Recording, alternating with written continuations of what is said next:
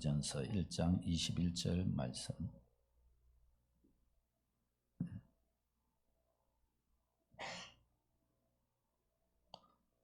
우리 다 같이 읽도록 하겠습니다.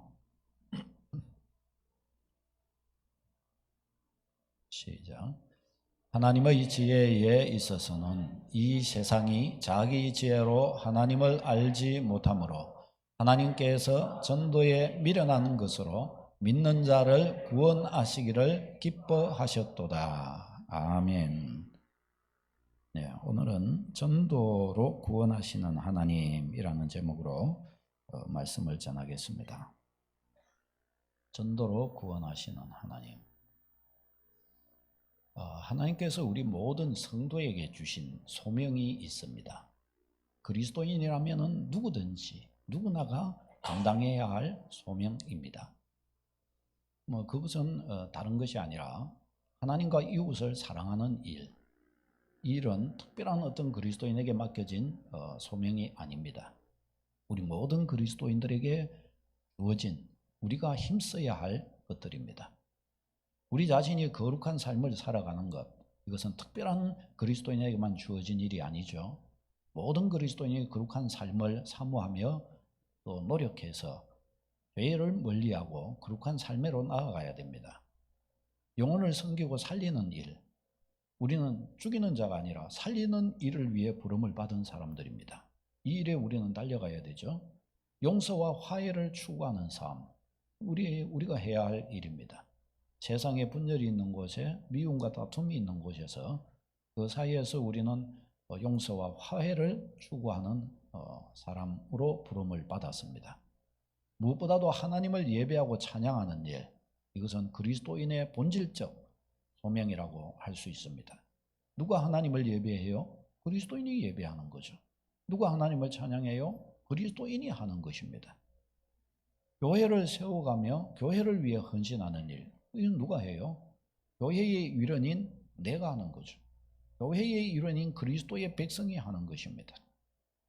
여러분, 주님의 교회를 세워가기 위하여 교회를 위해 헌신하고 크고 작은 일들에 마음과 뜻과 정성을 들여 하는 일을, 그것을 터부시하지 마시기를 바랍니다. 이거 터부시하면요, 이 신앙의 본질적 부분에서 이게 흔들릴 수밖에 없어요. 예를 들어서 내가 가정에 우리 집에 있는데 이게 우리 집이라면 어떻게 해요? 따듬고 쓸고 가꾸고 비 새면 비 맞고 그런 거죠. 남의 집이면 어떻게 해요? 아이고 저기에 비가 새네, 아이고 저기에 사는 사람 힘들겠네, 그러고 말아요. 그럼 자기 집이면 그렇게 하지 않지요. 이 차이인 거예요. 내가 주님의 교회의 일원이고 내가 주의 교회의 백성이고 또 내가 섬기고 있는 지역 교회에, 내가 속한 교회에라고 한다면 사랑하고 귀하게 여기고 주님의 그 교회를 통해서 헌신하는 것을 기뻐하는 그 일을 위해 내가 구별된 사람임을 자신감 있게 말할 수 있는 주의 백성이 되어야 할 줄로 믿습니다. 그것이 건강한 그리스도인의 모습인 것입니다. 만일에 우리가 그리스도인임에도 불구하고 분쟁과 싸움과 미움과 시기와 질투에 붙들려 산다면 우리는 스스로 우리 자신이 그리스도로부터 멀어져 있음을 증명하는 셈이 되고 말 것입니다. 자, 여러분, 우리 성도의 소명이 이렇게 기본 소명이 많아요. 그런데 그 가운데에서도 최고한 소명을 한 가지로 꼽으라면 무엇을 꼽을 수 있을까요? 그것은 바로 복음 전파의 소명입니다. 복음 전파의 소명. 모든 그리스도인에게 주어진 소명. 그 첫 번째가 바로 복음 전파의 소명입니다. 그리스도인은 뭐 하는 사람이냐? 복음 전하는 사람입니다. 복음 전한다는 게 뭐냐? 영혼 살리는 것입니다. 모든 그리스도인은 영혼 살리는 사명을 부여받았습니다. 복음 전하는 것이 그리스도인의 최고한 사명임을 확인시켜주는 구절이 우리가 잘 아는 요한복음 3장 16절입니다. 같이 읽어보겠습니다. 시작. 하나님이 세상을 이처럼 사랑하사 독생자를 주셨으니 이는 그를 믿는 자마다 멸망하지 않고 영생을 얻게 하려 하심이라. 아멘. 이 말씀은 아무리 묵상해도 지나치지 않는 깊은 하나님의 마음이 담긴 우리를 향하신 하나님의 사랑이 담긴 말씀입니다. 하나님께서 여기에서 독생자를 아낌없이 주셨다는 사실을 가르쳐 줍니다. 그리고 왜 독생자를 아낌없이 우리에게 주셨는가를 가르쳐 주십니다. 믿는 자마다 멸망치 않도록 하시기 위해서, 아무도 멸망하지 않도록 하시기를 원하셔서 독생자까지 아낌없이 주셨다라고 그렇게 가르쳐 주십니다. 멸망할 자에게 생명을 주시기 위하여 독생자를 아낌없이 주셨다는 것입니다. 여러분, 그러나 사람들은 하나님이 자기들의 행복을 위해 행하신 이 엄청난 이 놀라운 일에는 무관심한 채 세상 살아가면서 여러 가지 어려움을 만나거나 그럴 때에 먼저 하나님을 원망하는 일을 합니다. 하나님이 없다고 그러면서 또 하나님 그분이 행하신 일은 관심도 없으면서 여러 가지 일들 앞에서는 하나님을 원망하고 만단 말이죠. 이런 인간의 모습을 하나님이 보시면서 얼마나 하나님의 마음이 아프시겠어요. 너 그러지 말고 너의 하나님 일에 관심 좀 가져봐라. 네 인생에서 너의 삶을 최고의 자리로 만들어줄 수 있는 게 너의 하나님 말씀 속에 있다. 내가 그 길로 내가 인도하는 길이 바로 그 길이다. 그런데 너는 그 길에 무관심하고 너의 하나님의 지혜에 비해서 너무나 하찮은 너 자신을 믿고 너 자신의 지혜에 의지하여 너는 그냥 살고 있다. 눈을 뜨라. 마음을 이렇게 세우라. 하나님의 답답하심이 여기에 있습니다. 여러분, 이 말씀에 의하면 하나님이 제일 싫어하시는 것이 무엇인지 우리는 추정해 볼 수 있습니다. 하나님이 독생자의 생명까지 내어주셨어요. 독생자까지 내어주셨어요. 무엇을 위해 내어주셨어요? 아무도 멸망하지 않게 하기 위하여 내어주셨어요. 그러면 하나님이 제일 싫어하시는 것이 뭘까요? 아무도 멸망하는 것을 하나님이 원치 않으시는 거예요. 사람이 불행해지는 것이 하나님이 원하시는 게 아니에요. 죄에 빠져 결국 지옥에 떨어지는 것, 비참함에 빠지는 허우적거리는 사람들 모습, 하나님은 그걸 원하시는 게 아니에요. 사람들은 하나님이 전능하시면서 왜 인생을 불행하게 하십니까? 그러는데 그런 것들이 다 하나님을 잘못 생각하고 하나님을 모르니까 그런 거예요. 성경은 주구장창 멸망하지 마라. 너 그런 불행 속에 빠지지 마라. 너 왜 자꾸 그런 데로 뛰어가냐? 내가 너를 위해 독생자를 주었다. 독생자 안에 얼마나 너를 행복하게 만들어줄 수 있는 게 많은지 아느냐? 독생자 안에 너의 기도가 응답이 되고 독생자 안에 내가 너에게 아버지가 되어준다. 독생자 안에서 성령을 선물로 너에게 준다. 너의 기도가 응답된다. 독생자 안에서 내가 영원히 너를 붙들어 줄 것이다.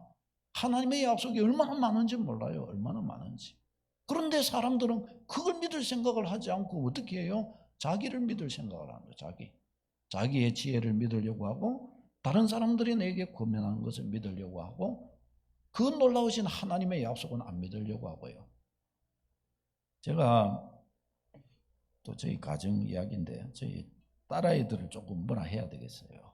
잠깐만. 아니, 뭐, 너무 뭐라 하고 이런 종류가 아니라 다른 분들에게도 조금 이게 좀 교훈이 되지 않을까 생각이 들어요.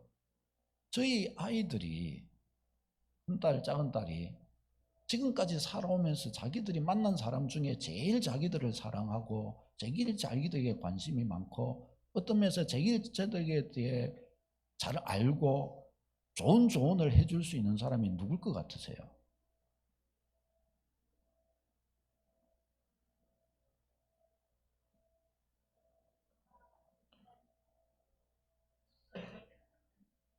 제가 아마 제일 잘해줄 것 같아요. 제가.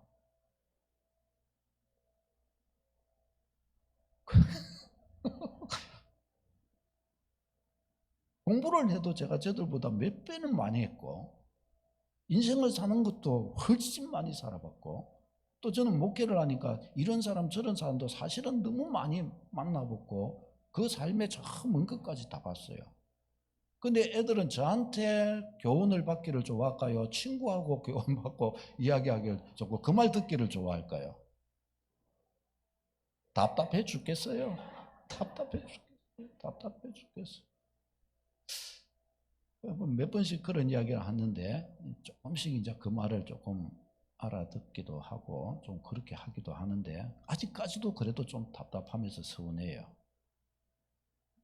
말을 못 해주겠어요. 왜요? 아빠, 그만 말해야지. 잔소리 그만해요. 우리 친구들이 그러는데 뭐 어떻고 친구 말하고 아빠 말하고 그 격차가 얼마나 큰데 그걸 같은 값어치로 취급하니까 서운해 죽겠어요. 서운해 죽겠어요. 그리고 우리가 전능하신 하나님의 그 위대하신 그 크신 그 보화와 그 뜻과 그 계획을 알아보려고 하지도 않은 채, 그 안에 들어가 보지도 않은 채, 그 진리의 깊은 세계를 누려보려고도 하지 않은 채, 그거에 대해서 탐구하려고 하지도 않은 채, 그냥 자기의 그 별것 아닌 그 작은 그 지혜, 자기의 경험, 거기에 의해 갖고 살면서 큰 소리를 친단 말이죠. 하나님 그분의 지혜에 비하면 우리 인간의 지혜가 어떻겠어요? 얼마나 하찮고 얼마나 어리석겠어요. 근데 사람들은 그렇게 해요. 우리 중에 그런 사람들도 많을 것입니다. 여기에서 우리는 벗어나기를 힘쓰시기를 축복합니다. 저도 그 중에 속합니다. 저도 자주 이런 쪽에 빠지는 거예요. 하나님 지혜보다 내 지혜를 더 큰 것으로 여기면서 여기에 이것 갖고 서려고 하는 거예요. 여러분, 우리 이것이 죄예요. 이것이 죄. 이것이 어리석은 것이고, 우리가 믿음의 걸음을 자꾸 이렇게 잘 걸어가고 성경을 탐독하고 말씀 앞에 엎드리려고 하는 것은 이런 나를 파괴하기 위함이에요. 이런 나를 깨뜨리기 위함이에요. 왜? 하나님 그분께 나가지 못하니까, 안 나가니까, 그분을 인정하지 않으니까 이런 어리석은 나를 자꾸 깨뜨리기 위하여 노력하는 거예요. 우리는 우리는 죄를 좋아하는 존재예요. 자꾸 죄로 굽어지는 존재예요. 하나님 없는 대로 가기를 좋아하는 존재예요. 그러면 불행하고 눈물을 흘릴 줄 알면서도 그렇게 가는 존재예요. 우리를 자꾸 끌어당겨서 하나님께 굴복시켜야 할 줄로 믿습니다. 하나님은 우리가 불행해지는 것을 하나님 너무너무 싫어하셔요. 그래서 복음을 주셨습니다. 저 복음이 결국 뭐예요? 아들을 십자가에 내어주시는, 사망에 내어주시는 거예요. 뭘 위해서요? 나를 살리기 위해서. 나를 살리기 위해 하나님이 자기 아들을 사망에 내어주신 거예요. 이게 그래서 복음이 복된 소식이에요. 왜요? 하나님의 아들과 나를 바꿨다. 나를 친아들을 죽이고 나를 아들 삼아 주셨다. 이게 복음이에요. 이게 복음. 진짜 이 앞에 여러분 설 수 있으시겠습니까? 이 말씀 앞에 여러분의 삶을 걸어놓고 설 수 있으시겠습니까? 이게 복음이에요. 이게 복음. 이 복음을 주신 하나님께서 이 복음의 소리에 귀를 기울이지 않는 사람들을, 영혼들을 보면서 얼마나 하나님의 마음이 답답하시겠어요. 답답하시단 말이죠. 여러분, 하나님은 독생자 예수님을 우리를 위해 보내주셔서 우리를 구원해 주기를 원하십니다. 예수 그리스도의 일이 진리임을 어떻게 알 수 있는가? 예수님의 부활이야말로 복음이 진리임을 명백하게 우리에게 가르쳐 줍니다. 사도행전 17장 자체가 우리에게 가르쳐 줍니다. 시작. 알지 못하던 시대에는 하나님이 간과하셨거니와 이제는 어디든지 사람에게 명하사 회개하라 하셨으니 이는 정하신 사람으로 하여금 천하를 공의로 심판할 날을 작정하시고 이에 그를 죽은 자 가운데서 다시 살리신 것으로 모든 사람에게 믿을 만한 증거를 주셨음이니라. 아멘. 그를 죽은 자 가운데서 다시 살리신 것으로, 죽으면 못 살잖아요. 죽은 자 가운데서 그러나 그를 살리신 것을 가지고 증거를 삼으셨다는 거예요. 모든 만물을 심판할 날을 정해 놓으시고 공의로 심판할 날을 작정해 놓으시고 아들이 부활하심으로 말미암아 이것으로서 증거를 삼으셨다는 거예요. 그러니까 세계 만민이 하나님에 대하여, 하나님의 심판하심에 대하여 변명할 수 있는 상황이 있을까요? 변명할 수 없게 하셨다라는 것입니다. 변명할 수가 없는 거예요. 변명할 수가 없어요. 사랑하는 여러분, 예수님의 부활은 복음의 진리를 명백하게 우리에게 가르쳐 줍니다. 예수님의 복음은 이 복음의 진리의 명백함을 가르쳐줘요. 복음에 의하면 예수 믿는 자에게는 영원한 생명이 있고 믿지 않는 자는 영원한 지옥 형벌의 지옥의 불이 저들에게 예비되어져 있습니다. 이 부활로서, 예수님의 부활로서 명백한 진리임을 가르쳐 주신 주님의 이 복음이 이 이야기를 해주는 거예요. 예수 믿는 자에게 영원한 생명, 믿지 않는 자에게 영원한 지옥불이 예비되어져 있다고 말씀하시는 거예요. 그렇다면 예수님을 모시는 우리에게 불신 형제들이 있습니다. 이대로 계속하면 그는 어디에 갈까요? 저 엄청난 복음을 예수님의 부활로 증명한 저 복음에 의하면은 지옥이 예비되어져 있다고 그랬는데 그는 어디 가요? 그는 지옥에 틀림없이 가는 겁니다. 불신 가족, 불신 부모님, 불신 자녀들이 있어요. 그들은 지옥에 가는 것입니다. 혹은 믿음이 불확실한 분들이 있어요. 믿음이 그 불확실함은 어디서 나타나요? 살아가는 속에서 모습에 아이고 저리 갖고 저게 믿음이 있나 그렇게 될 만한 것들이 있지 않습니까? 이런 것들이 어떻게 해요? 불확실하게 만드는 거예요. 불확실하게. 바라건대 우리 성황의 모든 성도님들과 또 속한 있는 관계된 모든 형제와 가문과 지체들과 사랑하는 그 모든 분들이 여러분을 통해서 구원의 은혜 안에 확실하게 서게 되시기를 바랍니다. 먼저는 우리 자신이 구원의 은혜 안에 확실하게 서기를 바랍니다. 열방기도를 하면서요, 우리가 배운 중보기도 학교 하면서 열방기도 배운 계속 저도 하고 있거든요. 거기에 보면 어제도 그랬고 저 특별히 이 남미 거기에 보면은 거의 캐톨릭이 굉장히 강해요. 근데 캐톨릭 하면 뭐 80% 90% 이래요. 개신교까지 합하면 뭐 95% 거의 100%예요. 기독교가. 그런데 그 나라들은 마약과 살인과 온갖 부정부패와 힘들게 살아요. 그러면서 아니 복음이 그러한데 왜 저들을 살리지 못할까요? 그 안으로 저들의 신앙을 떠들러가 보면 다 가짜 신앙입니다. 그들의 신앙은 캐톨릭이 굉장히 큰데 많은데 그들의 신앙 안에 들어가면 모든 거의 기독교 무당들 교회에 많아요. 이렇게 또 기독교 저기 뭐라고 하는데 왜 영화에 보면은 막 그 가고 막 교회 가고 촛불 켜놓고 막 오만 이상한 거 다 하고 뭐 강신술도 하고 막 기독교 안에서 막 그런 거 있잖아요. 그거 다 그 남미 기독교예요. 남미 기독교. 그 안에 들어가면 그들은 기독교가 참 실제는 기독교가 아니에요. 그런데 명목상으로는 기독교 인구가 80% 90%가 넘어가요. 그러니까 우리는 뭘 봐야 돼요? 그런 거 갖고는 답 없다는 겁니다. 그런 거 가지고. 어떻게 해요? 참된 진리 안에. 우리 자신을 참된 진리에 묶으면은 그런 길에 우리가 서야 하는 것입니다. 그런 것이 아니면 안 돼요. 제가 지금 헬리코박터균 이거 없애는 약을 지금 일주일 먹었고 앞으로 이제 일주일 남았는데 되게 생각보다 되게 힘들어요. 1차가 안 되고 2차 하는데 2차는 4번을 먹어요.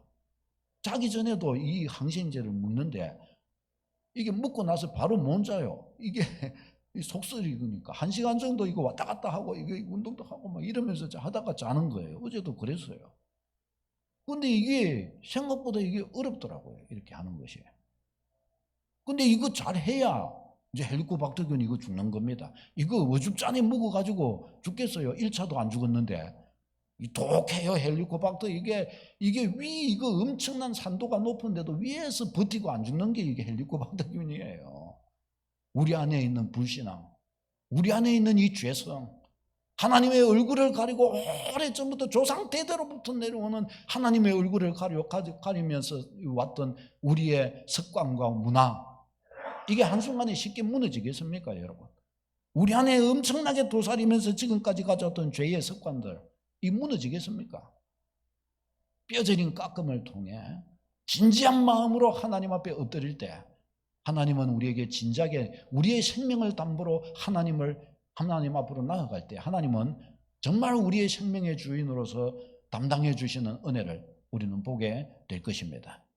여러분, 복음은 그런 무게가 있습니다. 여러분, 주 예수 그리스도의 복음은 정말 진지한 것이고 우리의 삶을 거기에 얹어서 갈망한 무게감을 가지고 있습니다. 여러분, 복음은 너무너무 큰 무게를 가지고 있어요. 이 복음 진리 앞에서 하나님은 우리가 어떻게 하기를 원하실까요? 이 엄청난 복음을 우리에게 주신 하나님께서 우리에게 복음 전파의 사명을 주셨습니다. 하나님은 우리가 복음을 전하기를 원하십니다. 우리가 그냥 가지고 있는 것이 아니라 전하기를 원하십니다.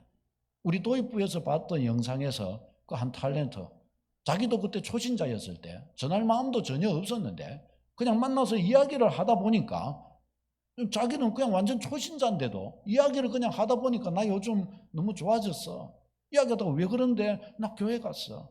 가다 보니까 이상하게 마음이 편해지는 거야. 그러다 보니까 하나님이 계실지도 모르다는 생각이 드는 거야. 그냥 이야기 나누다가 그 사람도 나도 가볼까 하고 왔는데 그 사람도 평안을 얻어버린 거예요. 알아가고 있는 거죠. 하나님에 대해서 이제 알아가고 있는 거죠. 사랑하는 여러분, 복음, 우리도 누군가에게 복음을 받았습니다. 그래서 그리스도인이 되었습니다. 저는 저희 사촌 형에게 복음을 받았어요. 아니, 복음을 받았다기보다 그냥 교회 가자 그래서 그냥 따라갔습니다. 다른 사람한테 복음 들었습니다. 그냥 사촌 형님이 가자 그래서 가가지고 교회 갔고 다른 사람을 통해 복음은 받았습니다. 사촌 형님이 매개가 된 것이죠. 사랑하는 여러분, 하나님께서 누군가가 우리에게 복음을 전할 때 그거는 그 사람이 나를 교회 데리고 가는 것이 아니에요. 성경에는 너무 중요한 사실을 가르쳐줘요. 그 사람을 통해서 하나님이 나를, 내 영혼을 부르시는 것이고 그 사람을 통해서 하나님이 나를 구원해 주고자 하신다고 그렇게 가르쳐 주십니다. 하나님이 부르신 거예요. 여러분이 누군가에게 지금 복음을 전하려고 마음이 있고 여러분이 언뜻 그 사람이 생각한다. 저 사람 복음 전해야 되겠는데 그런 생각이 든다면 하나님이 여러분을 통해 그 영혼을 부르고 계신 것입니다. 믿으시기를 바랍니다.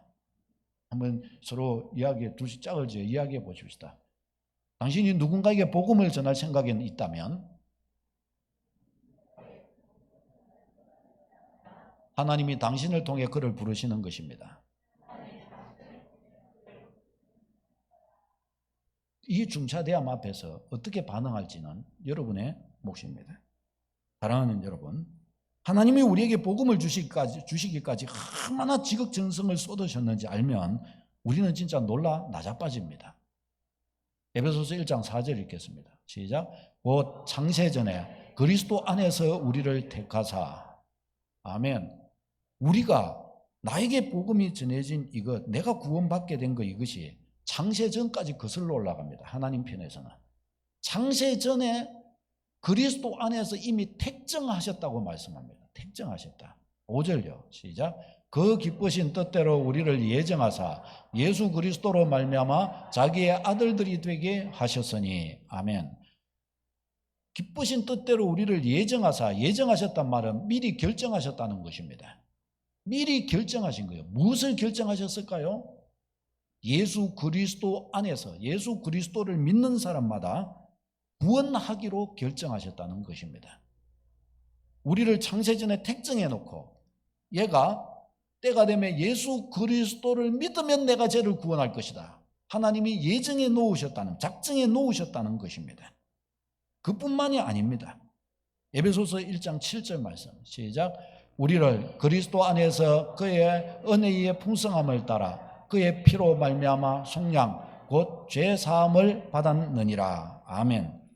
예수 그리스도를 모시면은 구원하기로 하나님께서 결정해 놓으시고 나서 어떻게 하셨겠어요? 그 다음은 예수 그리스도를 십자가에 못 박혀 죽어서 우리의 구원자가 될, 구원자로서의 자리에 설 수 있도록 때가 되면 하나님은 독생자를 이 땅에 보내셨고 십자가를 지게, 우리 죄값으로 십자가를 지게 하시고 우리의 구원자가 되게 하셨습니다.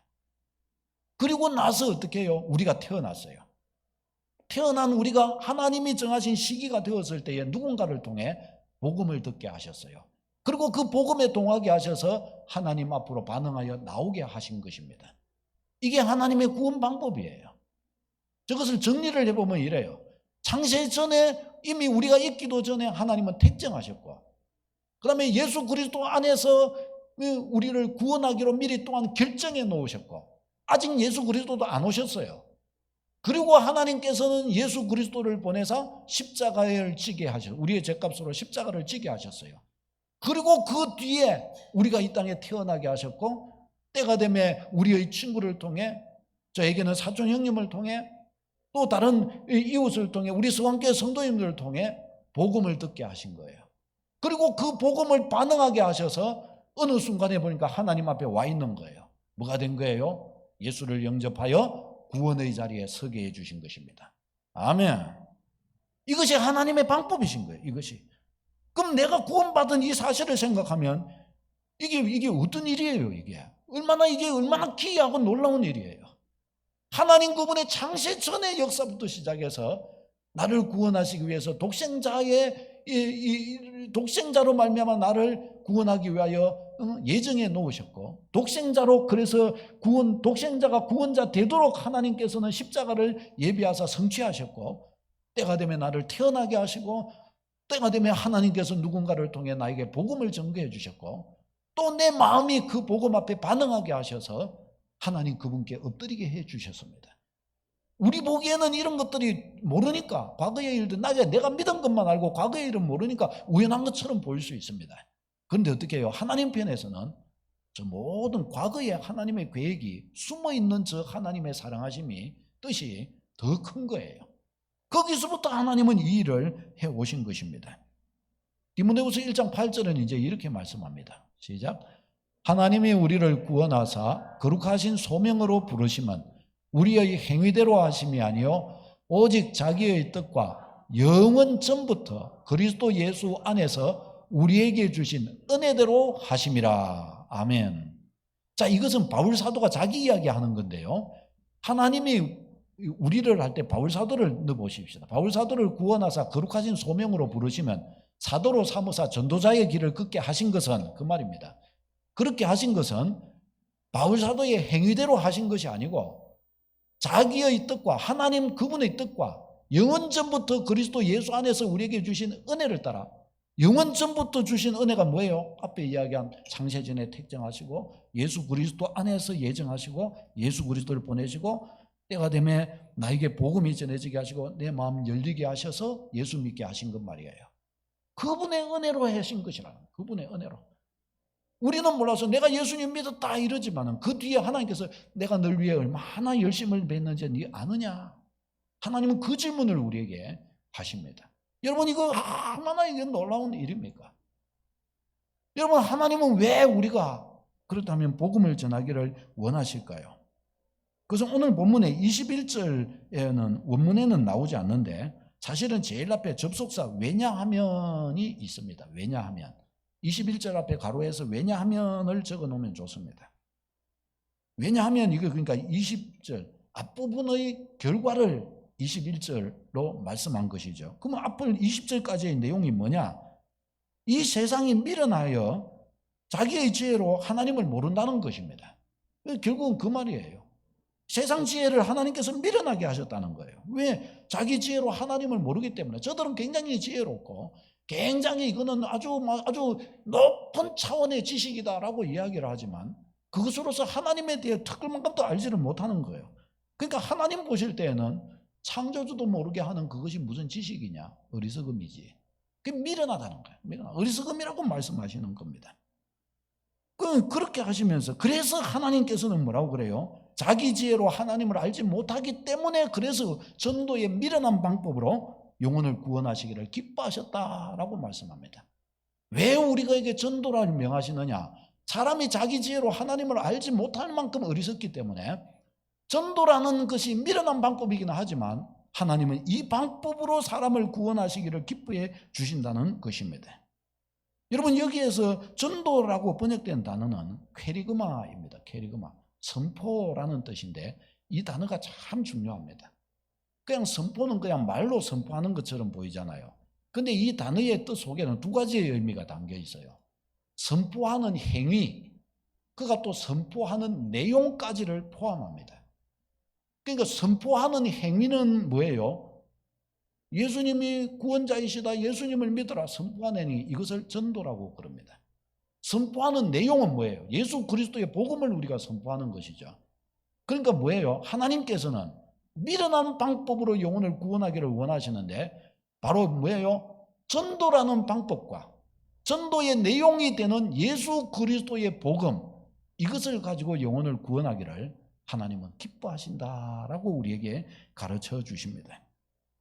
여러분, 그러면서 이 방법을 놓고서 성경은 미련한 방법이라고 그렇게 말씀합니다. 미련한 방법이라는 거예요. 이게 하나님 자신도 이건 미련한 방법을 하나님이 택하셨다고 말씀합니다. 왜 여러분 이 방법이, 이 전도의 방법이 왜 미련한 방법일까요? 예를 들어 보겠습니다. 사람들은 십자가 복음에 대해서 수군거립니다. 뭐라고 그러냐? 아니 복음이 진실이라고 한다면 하나님이면서 뭐한디 그런 복음 그런 방법을 택해? 하나님이면서 아무것도 아닌 피조물이요 하나님을 배반하고 업신여긴 자들을 위해 뭐 때문에 독생자까지 아낌없이 주고 그래? 하나님은 뭐 때문에 그렇게 희생을 하는 거야? 여호와 하나님은 참 미련한 분 아니야? 구원하고 싶으면 그냥 자기 능력을 가지고 그냥 강권적으로 그냥 구원해 버리시면 되지. 뭐한데 미련하게 독생자까지 희생해 가면서 그런 엄청난 희생을 치러가면서 꾸역꾸역 저들을 구원해 주려고 그러는 거야.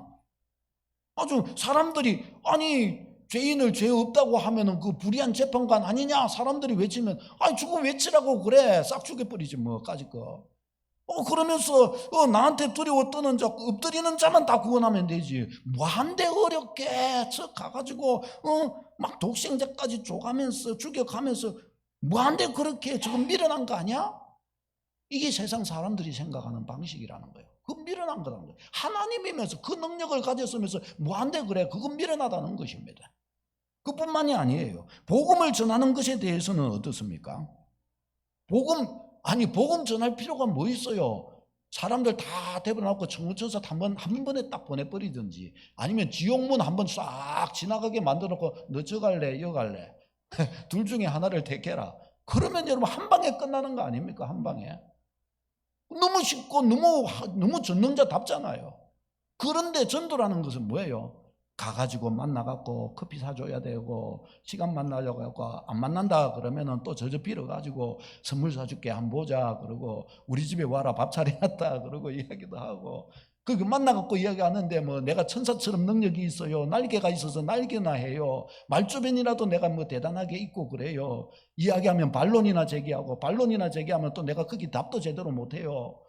얼마나 어리석어요. 능력 없는 나를 통해서 그걸 이야기해야 되니.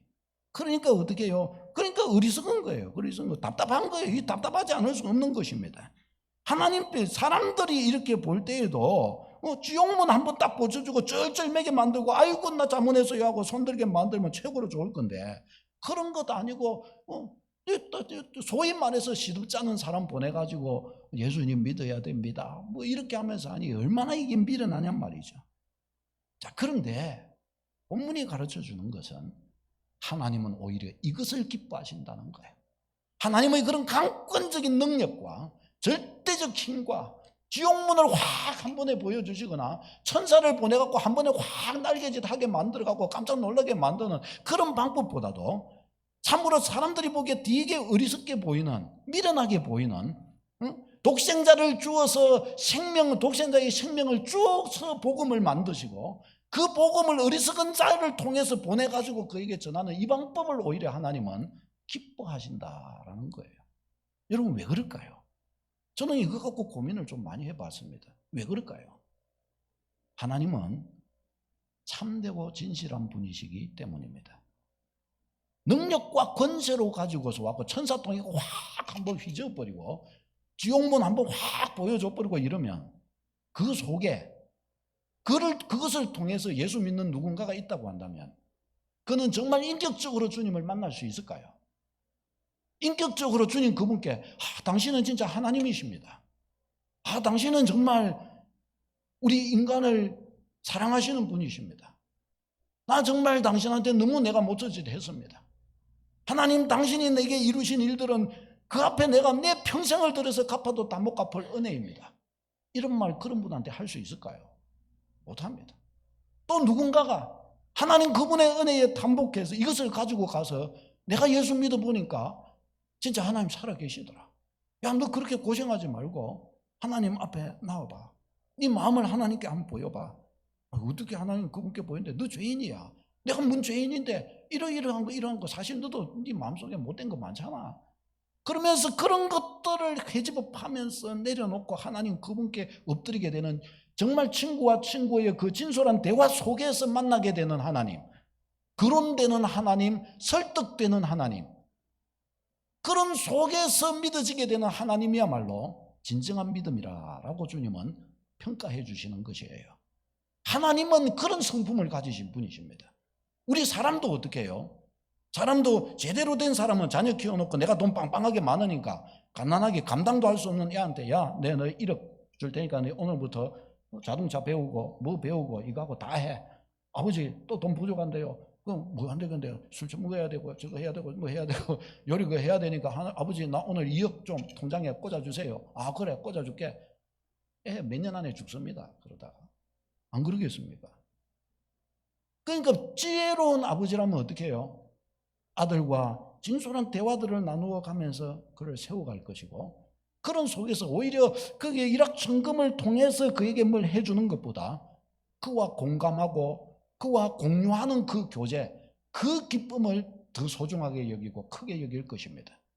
여러분 구원의 영역은 그런 종류입니다.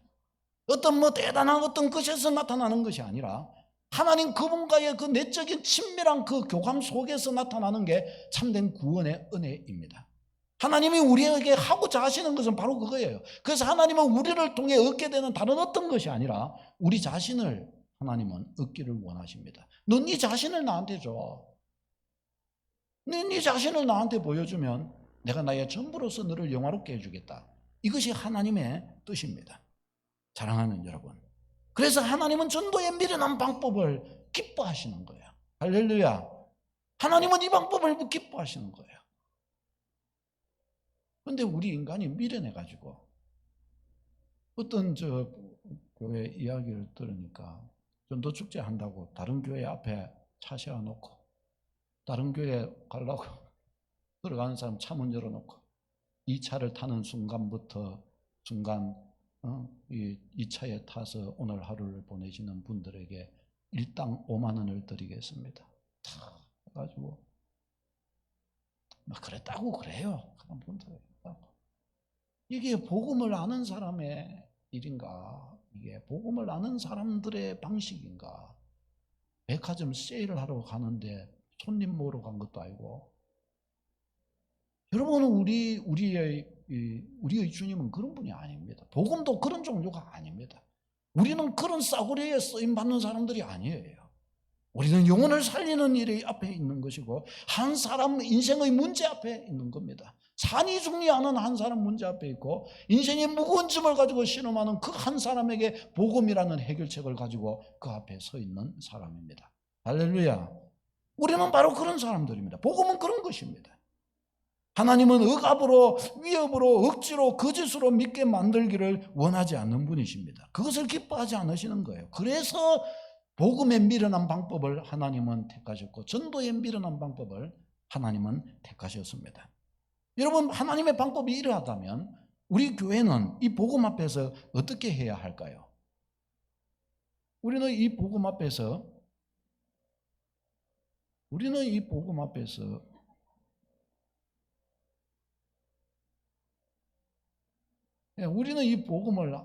복음 앞에서 어떻게 해야 할까요? 첫째, 우리의 자세가 너무나 중요합니다. 우리의 자세예요. 역사는, 능력은 언제나 기독교 역사에서 하나님께 있습니다. 우리에게 있는 척 하면 안 돼요. 그거는 하나님의 일이 아니에요. 역사는, 능력은 하나님께 있음을 믿으시기를 바랍니다. 그러나 하나님께서 우리에게 요구하시는 것은 무엇이냐? 우리의 자세입니다. 자세. 너 자세가 됐느냐? 너 복음을 질망한 자세가 됐느냐? 네 복음을 네가 마음에 품고 네 복음을 들고 복음을 사용할 그런 거기에 적합한 사람이 됐냐? 그걸 주님은 물으십니다. 복음에 적합한 자세가 뭐냐? 전심입니다. 전심. 진심, 전심이에요. 다시 봅시다. 진심, 전심. 진심, 전심이 중요한 것입니다.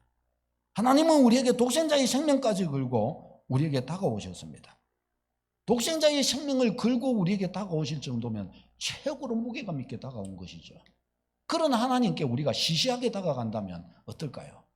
우리의 마음도 안 드리고 우리의 진심도 보여주지 않고 진심으로도 접근하지 않고 그러면 주님은 어떠실까요? 그건 주님을 대우하는 자세가 아니죠. 사람도 친구 간에 있으면 내 진심으로 친구에게 다가갔을 때 거짓말하고 못된 모습 보이고 이렇게 하면 어떻게 해요? 그건 예가 아니죠. 그렇죠? 친구를 대하는 예우가 아니잖아요. 그것은. 사람도 그러한데 하나님께 우리의 자세가 진심 전심이 되지 못하면 어떻게 해요?